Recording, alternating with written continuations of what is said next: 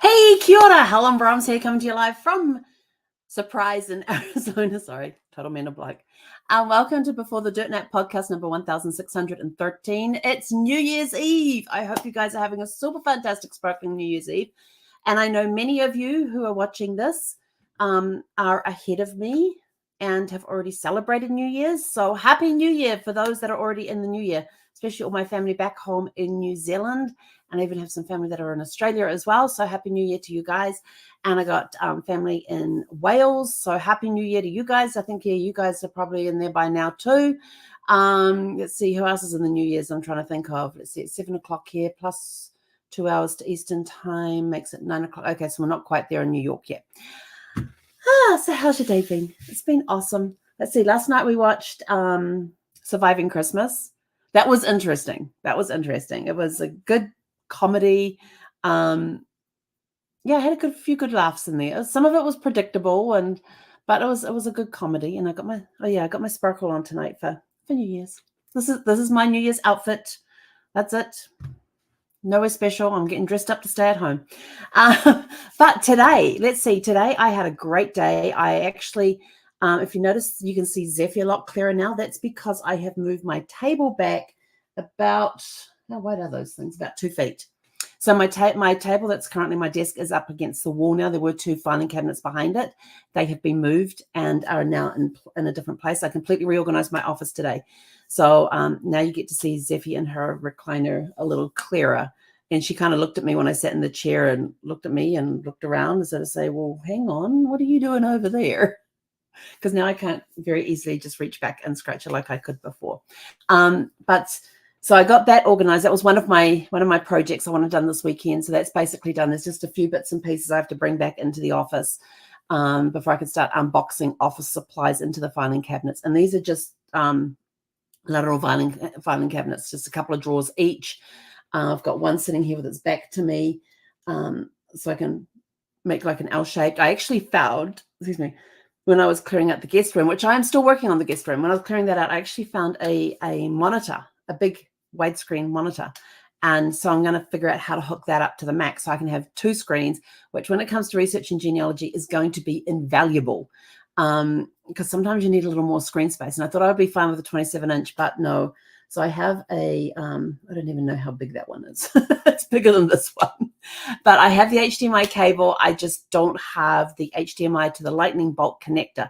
I think I have one. I just need to find the bag that it's in, which means going through the bags that are in the bottom of my closet. And then I went into the, and then on my way, I was going to go and have a shower. And then I suddenly thought, well, hang on, we're going to be going for a walk soon. So I'll do it after my walk and after our evening walk. And so I went into the guest room and started clearing, and I actually cleared out 4 boxes while I was in there. And in one of the boxes, I finally found it. Yes. You're not going to believe what I found. So this jar, this vase is actually a mason jar that we put plaster on, and we colored it with paint powder. And then decorated in shells when I was 4. So this is, you can see it's yellowed with age, but this, and some of the shells are broken on here now, but I made this when I was 4 years old in kindergarten. To give you some idea, I'm now 57. So this thing's 53 years old. It's just a jar. Whoops, just a jar. Yeah, dusty and dirty it's gotten. And sitting on top of it was this little dog that Brad had given me. So that just sits, I just tuck that into the jar. But this vase I made when I was 4. So it's 53 years old, this vase. And like I said, some of the shells are broken, but otherwise they opened up the drawer that had all the paints in there that came in powder form, and they just mixed it up for us to do our painting with. And that's what color. I said I originally wanted black, and they told me no. And so I said red, and it actually turned out this pinky orangey color. But over the years, it has yellowed a little bit over the years. But yeah, I found it. I was so happy when I found it. I thought, and I went and I put it right here on my desk so that I would remember to tell you guys about it. So there's a project from kindergarten when I was 4 years old. It's amazing what you find. So I was absolutely delighted to have that. But yeah, it's been a good day. I've been very productive the last 2 days. I got a project done for a client, got that completed yesterday ahead of schedule. So I was like, yes. So I got that done. And then today I came into the office and I just started pulling.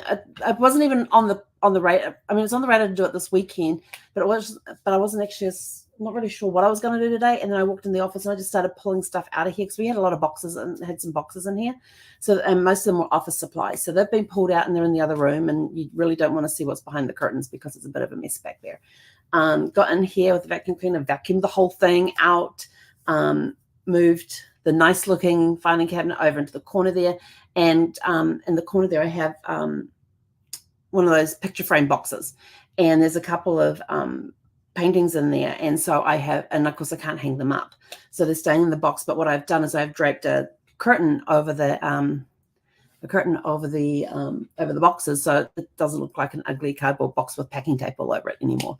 And then I just pushed the nicer of the two filing cabinets over there. Got my printer over there, so my printer no longer sits over here. I've now got this big wide desk space because I put the other filing cabinet over here, where I can put the filing stuff that I had on my desk that was cluttering my desk, and I hate cluttered desks.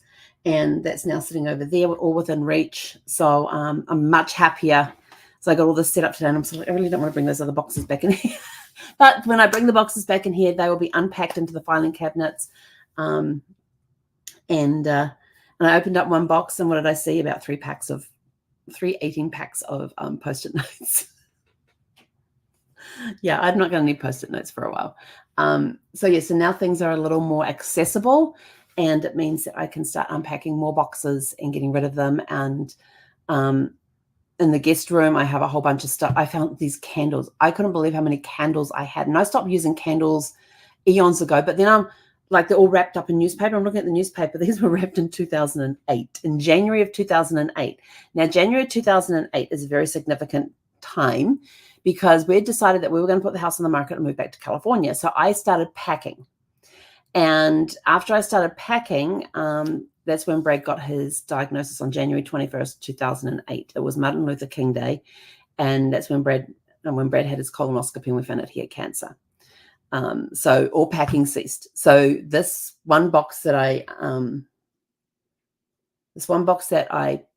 unpacked today hadn't been unpacked since we were in Virginia. It's been packed since 2008.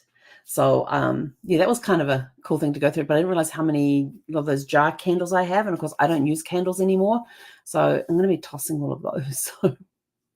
But you walk past the bedroom and you can smell the candles as you walk past, and they're not even burning. They're just sitting there in their jars with the lids on, and you can smell them. And then tonight we're going to be watching Trading Places. And what's been interesting is I've been, every now and again, I've been going into Facebook today and just having a look through the feeds and stuff. And some people are putting down what they're doing tonight for New Year's Eve and how they're watching movie and what movies they're going to be watching and how they are timing the movies to have a certain line or a certain scene played at midnight when the clock strikes midnight. So they've worked back that this particular line is so far into this particular movie, and they've worked out the play time and everything so that at midnight, that particular line or scene is being played as the clock strikes 12. And I thought that is brilliant. I thought that is brilliant. And it was interesting to see some of the movies that are going to be done that way. And I was like, that's actually really quite brilliant. But I'm not smart enough to figure that. Well, I am smart enough to figure it out. I just can't be bothered because knowing me, I'm going to get partway through the movie and then it's like, oh, I need to get up and go to the bathroom. When I get up to go to the bathroom, I'm going to want to get something to eat, something to drink, and and just muck around. And sometimes I just muck around for a few minutes, then come and sit back down and hit play. Well, that's going to throw the timing off on everything. So yeah, we just watch Trading Places and that's it. May watch another movie tonight. I don't know. But looking forward to it. But I've decided that we're actually like around 3:00. I decided let's go to Culver's. We'll get one of my mushroom Swiss burger, which is my favorite one. And because today's the flavor of today is called Midnight Toffee, I think it is. And it's espresso dark chocolate custard with broken up Heath bars and other chocolate candies in there. And I'm sort of like, oh, dark chocolate. Yes, let's go. But we haven't gone there yet. We have not made it into the car to go to Culver's. So I'm thinking maybe we'll jump in. I mean, I've got my pajama pants on. I got a t-shirt on. I'm ready for the New Year's. And I got my slippers on my feet. And I'm thinking maybe we'll just jump in the car as I am, tiara and all, and drive down to Culver's. It's only like a 7-minute drive from here to there. Get my mushroom Swiss burger and a scoop of this ice cream, and then a scoop of the frozen custard, and then come back. And yes, I still have my pork tenderloin, and I was supposed to roast that today, and I totally forgot. My timing was out and everything else. And I was trying to think, well, my roasting dish that I have, which is a ceramic one with a lid on it, it's not gonna fit in there.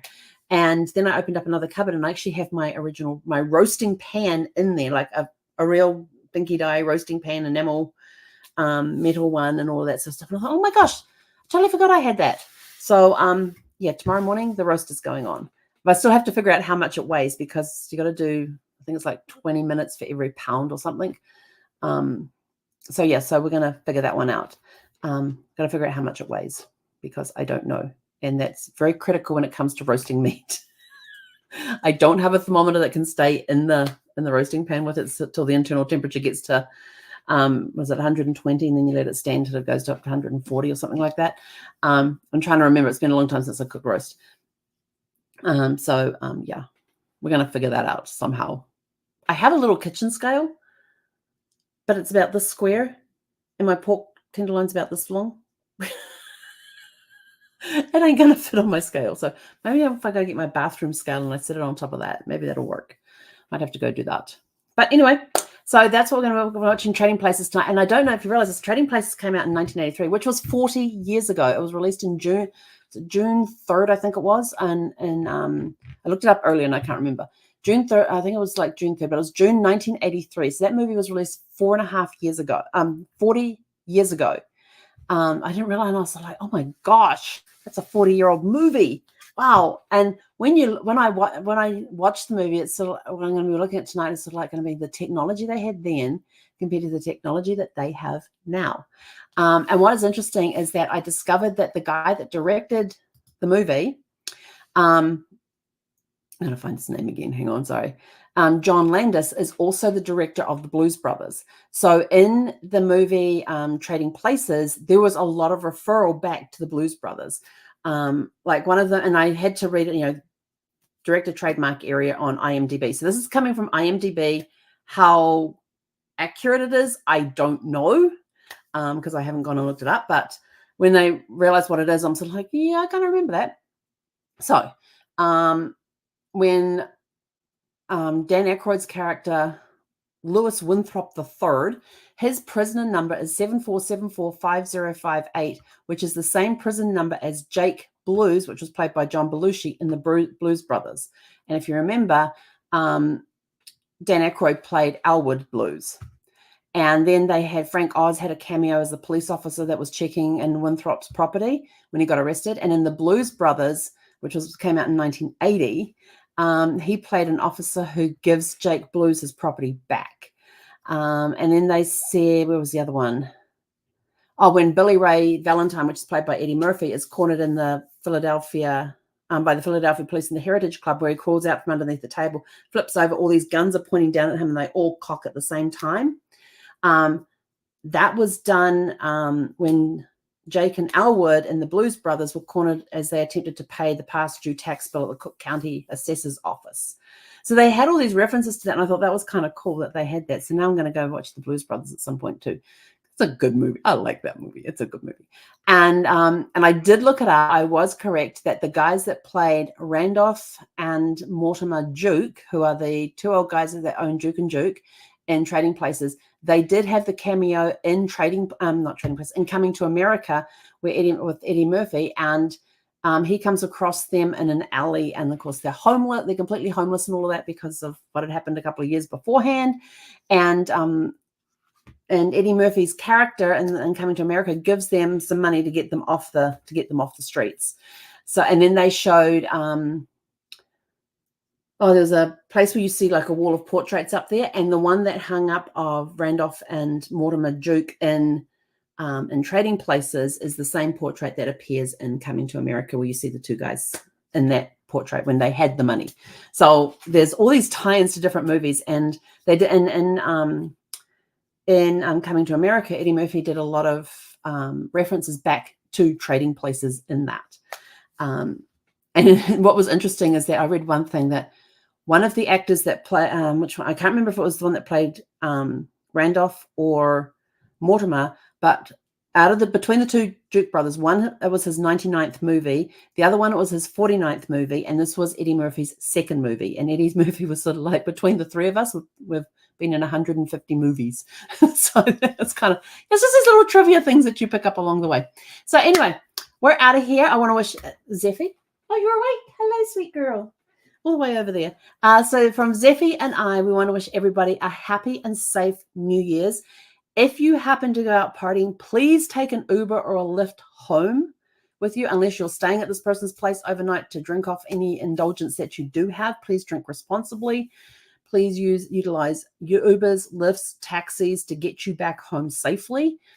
And we wish you all a super fantastic, sparkling New Year, and we'll catch you next year at 6 p.m. Pacific. Hei konara.